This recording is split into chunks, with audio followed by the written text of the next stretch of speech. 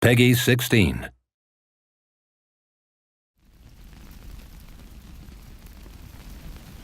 All is relatively normal at Baker Street at the beginning of Sherlock Holmes' Crimes and Punishments. Watson is quietly reading away, and Sherlock Holmes is, of course, blindfolded, shooting a revolver at vases.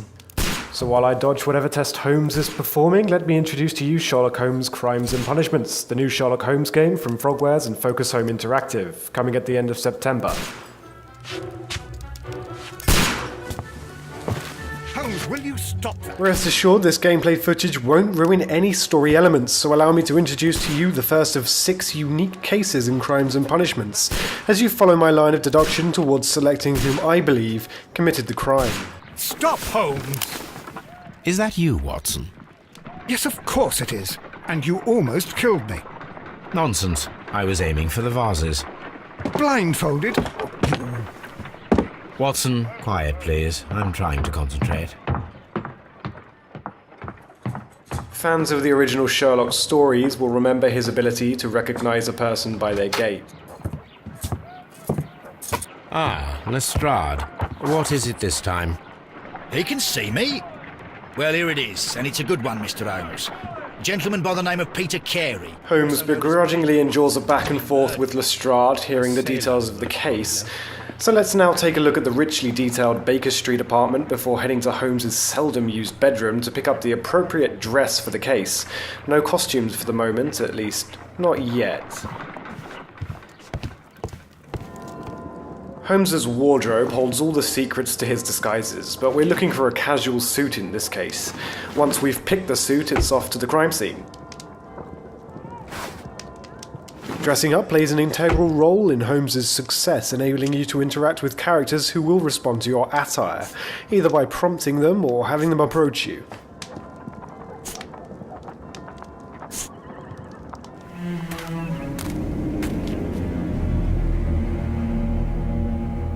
Mr. Holmes, I'm over here. Come on. Created with Unreal Engine 3, welcome to the particularly beautiful garden of Mrs. Carey, who, unlike the perp, just can't seem to pin her husband down. Let's avoid the bureaucratic procrastination of the police and head straight to Mrs. Carey. I'm able to go into first person, useful for getting a closer look at your surroundings, or simply if it fits your playstyle a little better. Now let's meet Mrs. Carey and enjoy some of the voice acting in Sherlock Holmes' Crimes and Punishments. Inspector Lestrade, when will you remove my husband's body? It's sacrilegious to leave him here like this. As soon as we can, Mrs. Carey, I assure you.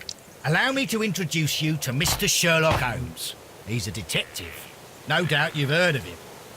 I'll wait for you in front of the cabin, Mr. Holmes. My condolences, Mrs. Carey. Thank you, Mr. Holmes.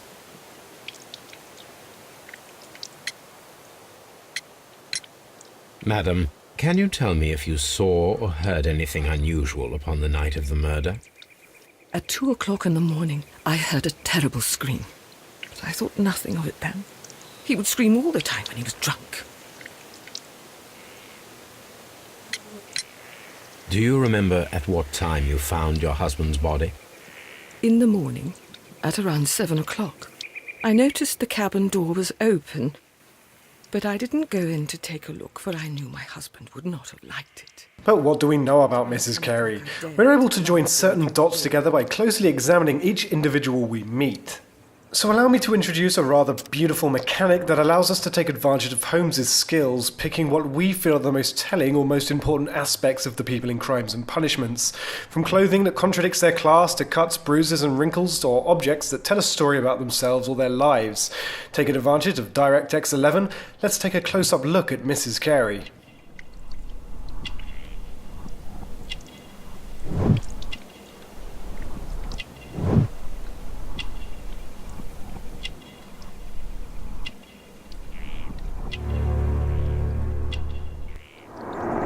He was different, wasn't he, when you first met him upon your return from Plymouth? Yes, Mr. Holmes. Oh, my goodness, but how do you know about that? At this point, Holmes begins to use some of the character details obtained through close examination of Carey, much to her surprise. However, this is no mere automatic process. It's up to you to pick the evidence that supports Holmes's claim via the aforementioned QTE. Maine is from Plymouth. I believe that you met Peter Carey as a young sailor there, and you married him soon afterwards. That is indeed what happened, Mr. Holmes. How extraordinary.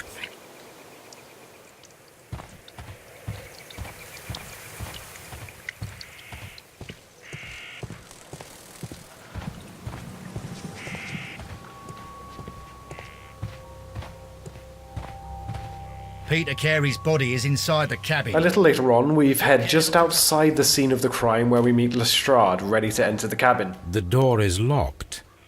Wait just a moment, Mr. Holmes, and I'll open it.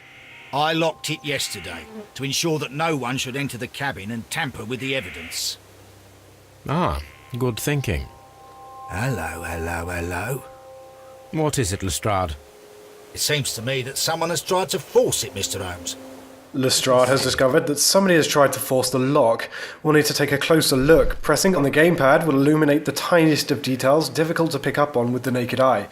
Here, not only scratches, but fresh scratches indicating that someone has tried to break in recently, perhaps to return to the scene of the crime, but perhaps not. You can switch in and out of this mode to your heart's content. I swear these scratches were not here yesterday. Our mysterious visitor came here last night. Well, he's not the man for the job. This lock is not a difficult one. Perhaps he did not have the right tool. With new evidence gained, let's head inside.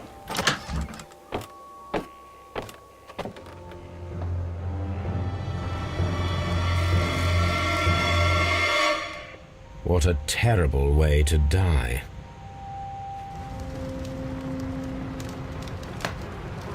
Peter Carey was impaled. Players will enjoy a richly detailed and dynamic look at the crime scenes in Crimes and Punishments, with razor-sharp textures on the consoles and PC.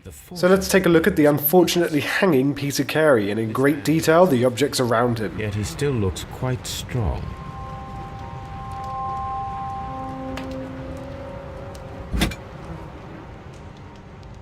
This blood is from the pool underneath the dead body. Heading down, we see a knife covered in blood and a notebook. Let's see if there's any useful information on either. Defend himself with this knife, but he did not succeed.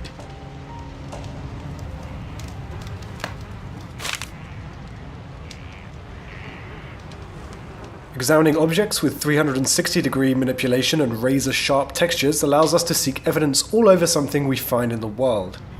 The pattern of the blood stain indicates that the notebook was not lying on the floor prior to the crime, but it was dropped into the pool of blood after the death of Peter Carey. JHN are probably the initials of the owner of this notebook. Inside, a list of initials and numbers, but we've seen nothing so far that makes sense of this. But what? Once we're happy with our inspection of the body and everything immediately surrounding him, we need to take a good look at the cabin. Let's go into first person and get a brief overview of the types of things we'd like to look at and if there's anything immediately suspicious.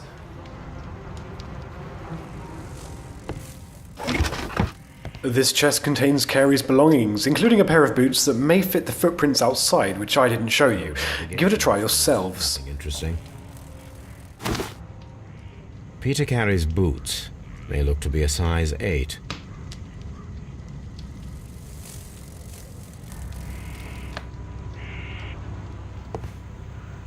The ship's logs of the Sea Unicorn for the years 1878 to 1884.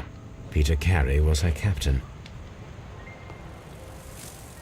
A rather empty-looking shelf with some whale's teeth perched to the left. Faintly, I can see there was a chest here from the cleaner area underneath where it would have sat. Let's take a closer look. Expanding on what I spotted, Holmes takes an educated guess at the size and nature of the chest. This place is not covered with dust, like the rest of the shelf. An object was taken from here. It was larger than a book, a box or a small chest, perhaps.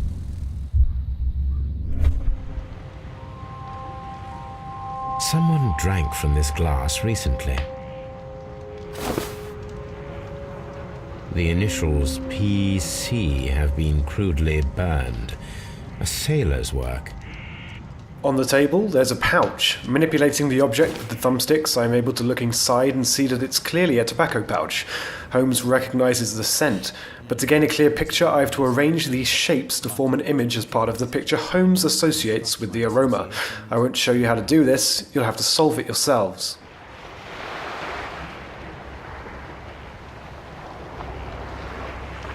Of course, I haven't shown you all the evidence in the cabin, only a selection required to follow my train of thought throughout the case. Armed with this new information, let's go and talk to Mrs. Carey again and update her on our investigation. The garden is very large and well maintained. Do you employ someone to look after it? It is true, there is a lot of work, but my husband took care of it himself.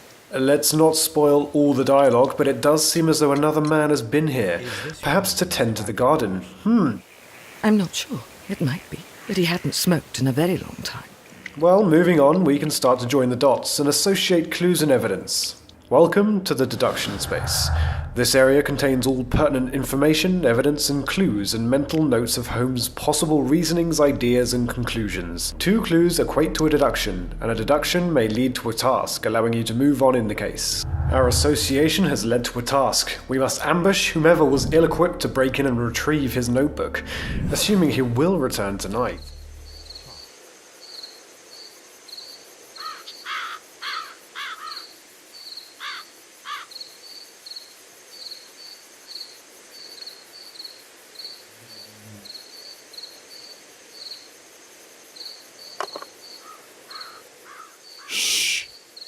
Did you hear that?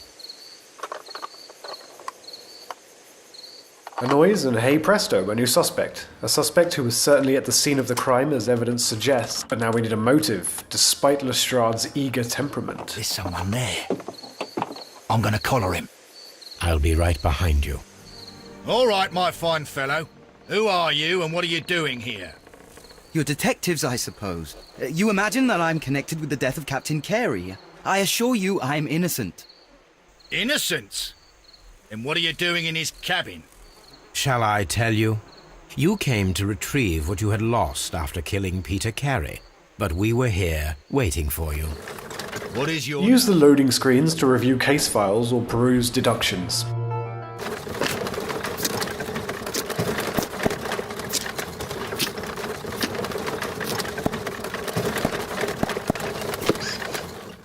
We've reached Scotland Yard, the central hub for criminal evidence, interrogation, and, Holmes would argue, incompetence. With each case, we must review the collected physical evidence and interrogate the suspects. Holmes, can I help him? Good morning, Constable. I would like to speak to the fellow who was arrested at Woodman's Lee last night. Ah, the young man. He's waiting in the interrogation room. You can go straight through. His belongings are held in the evidence room. Thank you.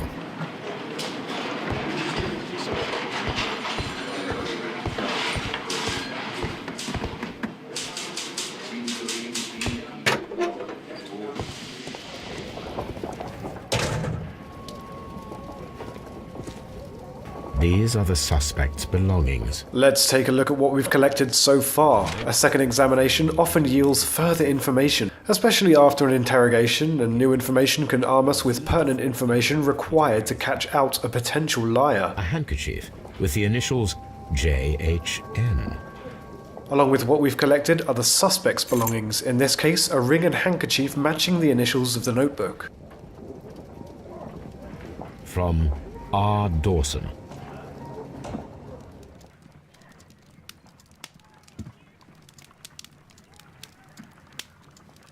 The name Dawson rings a bell to Holmes, so in lieu of the internet we'll have to reference Holmes' old newspapers in his private database at Baker Street. It would of course make sense to collect all available information before interrogating the suspect, but thanks to the strength of iron bars he isn't going anywhere, so feel free to visit each location in the game as thoroughly as you like. Here it is. With that done, it's time to interrogate our friend. Let's see if his side of the story matches with what we've concluded thus far. I have heard the story of Dawson and Nelligan, the West Country bankers. Yes, Joshua Nelligan was my father. I am aware that it had a bad ending. When the bank failed, it ruined half the families of Cornwall, whereupon Joshua Nelligan disappeared. To the right is listed all of the features you've to spot in order to complete a character portrait. If stuck, you can exit, hoping that what you've spotted so far will be enough, but the more information you collect, the more you have to confirm or contradict the suspect's story. Certainly, Nelligan's expensive jacket, sloppily patched together, and the cuts on his hands, including the gold ring, indicate that Nelligan is a worker who somehow seems to be in possession of a few items he could clearly not afford.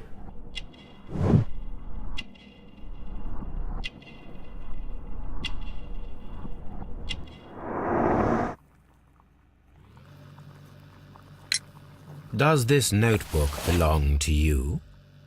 Yes. But where did you find it? I did not know... I thought I'd lost it at the hotel. Developer Frogwares have painstakingly animated telling, emotive expressions on all of the characters in Crimes and Punishments, ensuring that, if lying, a suspect may leave a few telling signs, or if they're an especially good actor, may lead you down the wrong path. The sea knife was found near Carey's body. Tell me, Mr. Nelligan, did Mr. Carey try to defend himself or to attack you with it? I don't know. I didn't kill anyone. The police seized this valuable ring from you. Whose is it? I didn't steal it from anyone. It has always belonged to me.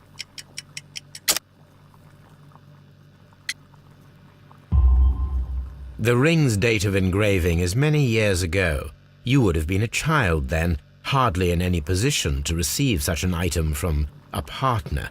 Stubbornly, Nelligan is still claiming the ring as his own, but many items Nelligan owns cannot be his own since he is too young and can't afford them, and the jacket is evidence of this.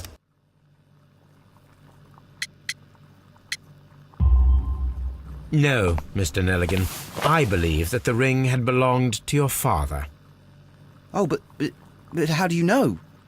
The jacket you are wearing is made of an expensive fabric that only a man of exceptional wealth could afford. You do not seem to me to be a rich man, Mr. Nelligan.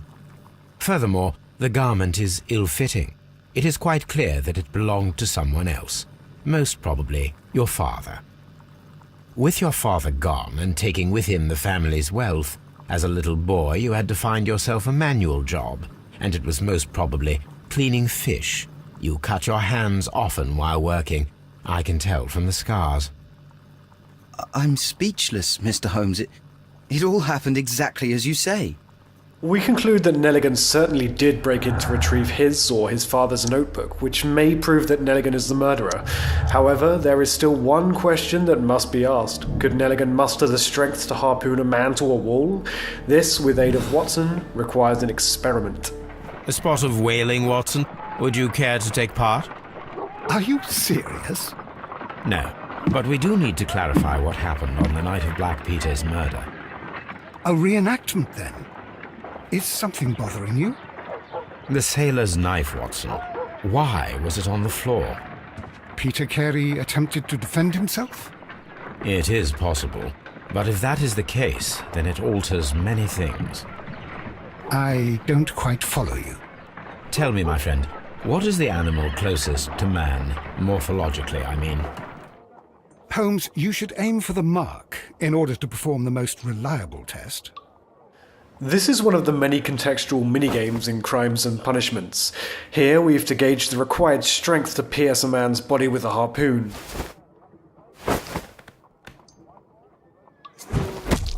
Holmes, you should try to aim better and throw as hard as you can. This is the best possible result that I could get. Do you see, Watson? Throwing a harpoon and pinning a man to a wall requires either exceptional strength and training or diabolical luck. Skipping ahead, upon completion we can either rule out or confirm that Nelligan was in fact capable of committing this crime. All right. Perhaps it was a lucky throw, but through Carey's association to Nelligan, isn't it possible that Nelligan picked up the required skills to get such a lucky shot? Let's head back to the crime scene and rediscover some evidence we've been able to interact with thanks to new information uncovered through interrogations.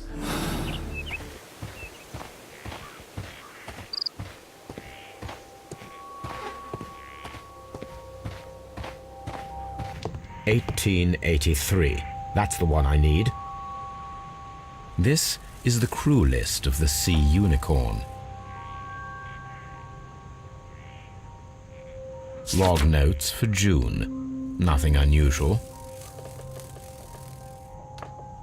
Log notes for July.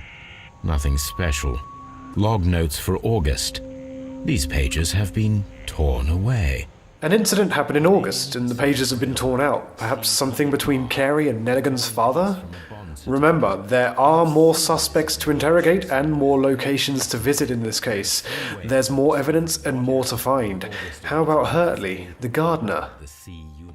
Reaching your ultimate conclusion is a matter of choosing conclusions that best fit the assumptions you've made throughout examining all the details of the case.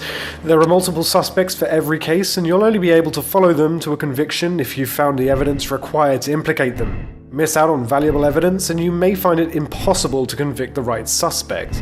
As the picture grows clearer, you will eventually be presented with an ultimate conclusion, a perpetrator who you must either absolve by showing some understanding as to the reasons behind his supposed actions, or condemn by handing him over to Lestrade. However, it is entirely possible to condemn or absolve the wrong person. You will only be able to convict or absolve one suspect per case. It isn't necessary to gather every clue in the game to progress, but different clues will lead to different conclusions, ultimately leading to a suspect. If you don't gather all the clues in a case, you won't be able to achieve the highest detective score, and Holmes will face certain consequences. Once you've decided who to convict, you'll be required to make a moral choice based on what you've learned about the case and character. Condemn or absolve. Turn the bond certificates, and you threatened to call the police. Peter Carey was drunk. He drew his knife.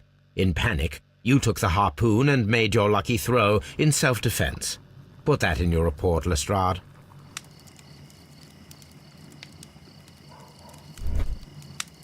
With more cases come more skills, such as the imagination skill, which allows us to piece together a chain of events by chronologically arranging a sequence by selecting the most plausible order of events.